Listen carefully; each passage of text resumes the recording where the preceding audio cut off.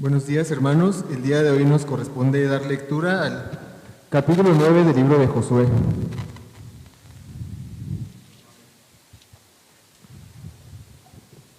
La palabra del Señor dice así: Cuando oyeron estas cosas, todos los reyes que estaban a este lado del Jordán, así en las montañas como en los llanos y en toda la costa del mar grande delante del Líbano, los heteos, amorreos, cananeos, fereceos, heveos y jebuseos, se concertaron para pelear contra Josué e Israel. Mas los moradores de Gabaón, cuando oyeron lo que Josué había hecho a Jericó y a Jai, usaron de astucia, pues fueron y se fingieron embajadores y tomaron sacos viejos sobre sus asnos y cueros viejos de vino rotos y remendados, y zapatos viejos y recocidos en sus pies, con vestidos viejos sobre sí, y todo el pan que traían para el camino era seco y mohoso. Y vinieron a Josué al campamento en Gilgal, y le dijeron a él y a los de Israel: Nosotros venimos de tierra muy lejana, haced pues ahora alianza con nosotros. Y los de Israel respondieron a los heveos: Quizás habitáis en medio de nosotros. ¿Cómo pues podremos hacer alianza con vosotros? Ellos respondieron a Josué: Nosotros somos tus siervos. Y Josué les dijo: ¿Quiénes sois vosotros y de dónde venís? Y ellos respondieron: Tus siervos han venido de tierra muy lejana por causa del nombre de Jehová tu Dios, porque hemos oído su fama y todo lo que hizo en Egipto, y todo lo que hizo a los dos reyes de los amorreos que estaban al otro lado del Jordán, a Sehón, rey de Hesbón, y a Og, rey de Basán, que estaba en Astarot. Por lo cual nuestros ancianos y todos los moradores de nuestra tierra nos dijeron: Tomad en vuestras manos provisión para el camino e id al encuentro de ellos y decidles: Nosotros somos vuestros siervos, haced ahora alianza con nosotros. Este nuestro pan lo tomamos caliente de nuestras casas para el camino el día que salimos para venir a vosotros, y helo aquí ahora ya seco y mohoso. Estos cueros de vino también los llenamos nuevos, helos aquí ya rotos. También estos nuestros vestidos y nuestros zapatos están ya viejos a causa de lo muy largo del camino.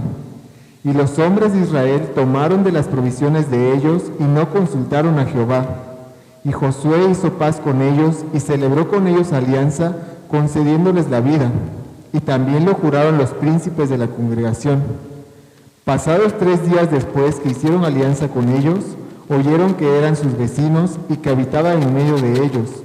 Y salieron los hijos de Israel, y al tercer día llegaron a las ciudades de ellos, y sus ciudades eran Gabaón, Cafira, Berot y Kiriat Jearim. Y no los tomaron los hijos de Israel, por cuanto los príncipes de la congregación les habían jurado por Jehová, el Dios de Israel. Y toda la congregación murmuraba contra los príncipes. Mas todos los príncipes respondieron a toda la congregación: Nosotros les hemos jurado por Jehová, Dios de Israel, por tanto, ahora no les podemos tocar. Esto haremos con ellos: les dejaremos vivos, para que no venga ira sobre nosotros por causa del juramento que les hemos hecho. Dijeron pues de ellos los príncipes: Dejadlos vivir, y fueron constituidos leñadores y aguadores para toda la congregación, concediéndoles la vida según les había prometido los príncipes. Y llamándolos Josué, les habló diciendo: ¿Por qué nos habéis engañado diciendo: habitamos muy lejos de vosotros, siendo así que moráis en medio de vosotros? Ahora pues, malditos sois, y no dejará de haber de entre vosotros siervos, y quien corte la leña y saque el agua para la casa de mi Dios. Y ellos respondieron a Josué y dijeron: Como fue dado a entender a tus siervos que Jehová tu Dios había mandado a Moisés su siervo, que os había de dar toda la tierra, y que había de destruir a todos los moradores de la tierra delante de vosotros, por esto temimos en gran manera por nuestras vidas a causa de vosotros, e hicimos esto. Ahora pues, henos aquí en tu mano, lo que te pareciere bueno y recto hacer de nosotros, hazlo. Y él lo hizo así con ellos, pues los libró de la mano de los hijos de Israel y no los mataron. Y Josué los destinó aquel día a ser leñadores y aguadores para la congregación y para el altar de Jehová en el lugar que Jehová eligiese, lo que son hasta hoy. Amén.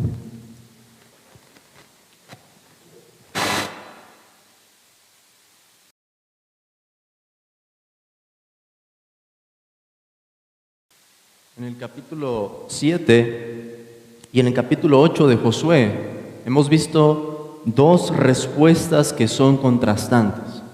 Con el pecado de Acán vimos la desobediencia y después en el capítulo 8 vimos cómo se ve esa bendición cuando el pueblo de Dios quita el pecado de entre sí. Ahora, en el capítulo 9, al igual que en la vida cristiana, encontramos que la obediencia que habíamos visto en el capítulo pasado se mezcla ahora con una decisión pecaminosa y un nuevo dilema al que se enfrenta Israel: las consecuencias del pecado. Como vamos a ver, un pecado tiene consecuencias. Y esas consecuencias nos presentan en la vida cristiana dilemas en los que tenemos que responder afrontando esas consecuencias. Todos los cristianos podemos identificarnos con esto. Hemos tomado malas decisiones y hemos tenido que enfrentar después las consecuencias. Y es que debemos concebir la vida cristiana como una vida que está llena de altibajos. Pero en ese camino debemos buscar la sabiduría que viene de lo alto y enfrentar con humildad las consecuencias que surjan de nuestro pecado. Y vamos a ver eso en el ejemplo de Israel. En primer lugar, para recapitular el contexto que tenemos aquí en el pasaje, encontramos en sí una mala decisión. Los reyes de los pueblos alrededor se reúnen para pelear contra Israel porque ellos habían escuchado de lo que el Señor había hecho. Y tenían miedo de que si esperaban un poco de tiempo más a que Israel llegara a sus tierras, iban a ser conquistados. Así que se reúnen y deciden atacar. En ese momento los moradores de Gabaón se fingen viajeros. Y el pasaje nos dice que lo hacen de una manera astuta. Planean bien, una forma premeditada, cómo van a llegar y hacer parecer que son hombres viajeros que vienen de lejos y que quieren unirse al pueblo de Israel, haciendo alianza con ellos. Y encontramos muchos detalles allí en el pasaje de el plan que ellos habían desarrollado, lo que hicieron con el pan, lo que hicieron con sus ropas, de una manera que fuera creíble lo que estaban diciendo. Ahora, ciertamente temían al Señor, por lo que ellos mismos dicen, habían escuchado el informe de lo que Dios había hecho, de lo que Dios hizo con ellos para sacarlos de Egipto, de lo que Dios hizo con los dos reyes que estaban al otro lado del Jordán, y temieron en gran manera. Ahora Israel y Josué realizan un interrogatorio, se incluyen algunas preguntas allí. Los de Israel preguntan, por ejemplo: quizá habitáis en medio de nosotros, ¿cómo pues podremos hacer alianza con vosotros? Y Josué directamente pregunta: ¿quiénes sois vosotros y de dónde venís? El problema fue, hermanos, que los hombres en Israel, como Josué, les creyeron en ese momento e hicieron con ellos un juramento. Y eso es lo que va a complicar las cosas. La alianza, el juramento, hicieron un pacto con ese pueblo. Pero el problema medular de esta situación está en el versículo 14. Los hombres de Israel tomaron de las provisiones de ellos y no consultaron a Jehová. Ay, hermanos, ¿cuántos problemas se evitarían en nuestra vida si pudiéramos decir lo contrario? Hemos consultado al Señor en esta decisión. Hemos buscado la sabiduría que viene de lo alto. No hemos confiado en nuestra propia opinión. No nos hemos pensado sabios o capaces para tomar esta decisión. Consultamos al Señor. Pero eso no fue lo que pasó con Israel. El problema fue que se sintieron muy seguros de lo que vieron con sus ojos y oyeron con sus oídos. Estaba allí, parecía creíble el informe que tenía. había cierta evidencia tangible para comprobarlo. Pero esto es peligroso. Confiaron en ellos y no, hermanos, en el Dios que claramente les había mostrado en el capítulo 7 con Acán, que escudriña el corazón, que conoce el corazón, que ve más allá de lo que nuestro ojo puede ver. Y déjenme poner un ejemplo en cómo se vería esta situación en nuestra vida. Vamos a suponer que llega el cierre de mes en la empresa. Y tú, hermano, tienes una responsabilidad en las finanzas o en la contabilidad. Y te dicen, analiza estos datos y firma el informe para entregárselo al jefe. Pero al estar analizando el informe te das cuenta que en algunas partes hay ceros de menos y en algunas partes hay ceros de más. ¿Cuál sería el problema allí? Decir, bueno, yo creo en mis compañeros, voy a confiar en lo que están haciendo. No hay problema. Imagínense qué pasaría con eso. ¿Cuáles serían las consecuencias de que resulta que en realidad la información se está modificando? ¿A qué se enfrentaría un cristiano después de haber firmado un informe como ese? O piensen en la elección de una pareja. Un cristiano está buscando una esposa, ve a una mujer en la iglesia y dice, pues es una hermana, yo creo, porque viene a la iglesia.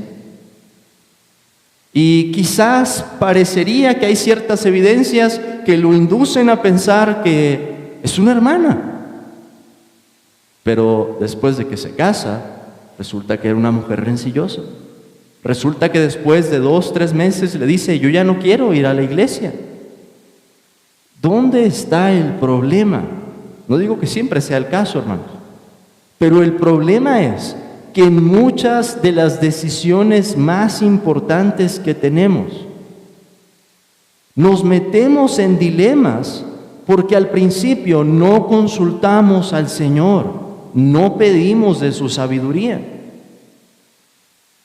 Israel tenía el privilegio de acercarse y preguntar a Dios. Nosotros también. Pero la pregunta es, ¿lo hacemos? ¿Realmente lo hacemos? ¿Desconfiamos de nuestro conocimiento o de lo que nuestros ojos pueden ver? ¿O estamos pensando acaso que somos más sabios que Dios? Quizá no lo digamos así, pero esa es la manera en que se ve. El recordar, hermanos, que estamos en una guerra contra 3 enemigos, nuestra carne, el diablo y los deseos pecaminosos, esas pasiones que batallan en nuestros miembros, no debería ser que consultemos a Dios con mayor razón en cada decisión importante que tomamos. Ahora, esto no significa que vamos a consultar al Señor si debemos cenar ensalada o chilaquiles. Estoy hablando de decisiones importantes, decisiones que tienen que ver con nuestra familia, con nuestro trabajo, decisiones que tienen que ver con la iglesia, decisiones que tienen que ver con la adoración, decisiones que tienen que ver con una compra en la que quizá tengamos que pedir un crédito y tengamos que consultar al Señor. Grandes decisiones, familia, iglesia, trabajo, etc. ¿Qué pasa con Israel después, hermanos? ¿No consultaron al Señor? ¿Hacen pacto con ese pueblo? ¿Y cuál es el dilema ahora? Noten esto. Dios les había dicho, destruyan a los moradores de esa tierra. Ese es el mandamiento de Dios. Pero ahora hay este problema. Ellos hicieron pacto con personas que viven allí. Y en el pacto están poniendo el nombre de Dios de por medio. Los israelitas juraban por el Señor para confirmación de la verdad, para decir, lo que digo, lo digo delante de Dios, me comprometo delante de Dios. Así que este es el dilema. Por un lado hay un mandamiento que dice, destrúyanlos. Y por otro, Israel ha hecho un juramento que lo obliga a preservarles la vida. Es un pecado que no hubieran obedecido la instrucción. Hermanos, pero este es el dilema. sería un pecado que después, habiendo jurado por el Señor, les quiten la vida. ¿Qué debían hacer? Entonces, debían matarlos anulando el juramento o preservarles la vida. Josué razonó que era mejor protegerlos. Sin embargo, los maldijo por haberlos engañado, y los hizo siervos para la obra del santuario. ¿Quién nos recuerda eso, hermanos? En Josué capítulo 7 habíamos visto la desobediencia. En Josué capítulo 8 habíamos visto la obediencia. En Josué capítulo 9 vemos una mezcla de las dos. O la obediencia mezclada con el pecado. Esto nos recuerda que el pecado trae consecuencias con las que tenemos que lidiar. Dios perdona nuestro pecado, pero la mayoría de las veces Él no va a mitigar las consecuencias. Como cristianos, tenemos que aprender a honrar a Dios aún en las consecuencias. ¿Qué va a hacer un cristiano después de haber pecado? Por ejemplo, si faltara la verdad, va a tener que decirla. Si robara, va a tener que devolver. Y así podríamos hablar de muchos otros pecados en los que quizás en la vida que veníamos viviendo en el pecado, hay consecuencias que venimos arrastrando y que todavía tenemos que lidiar. Hay una manera cristiana de hacerlo, y creo que ese es uno de los principios que podemos aprender de Josué capítulo 9. Piensen, por ejemplo, en lo que les decía. Un cristiano, quizá por no haber tenido mucho cuidado en la elección de una pareja, se casa con un incrédulo. Y el dilema es, Dios dice que no me una en yugo desigual con los incrédulos, pero yo he hecho pacto con esta mujer. ¿Qué hay que hacer? Hay que continuar en el matrimonio y hay que honrar a Dios de esa manera. Hay que amar a esa mujer, o si fue al revés, una mujer con un hombre, y hay que amarla toda la vida. Entonces, hermanos, consultemos a Dios en su palabra, consultemos a Dios en oración. Proverbios nos dice que en la multitud de consejeros hay sabiduría. No seamos sabios en nuestra propia opinión. Busquemos a Dios, el cual, como nos dice Job, es perfecto en sabiduría. Amén.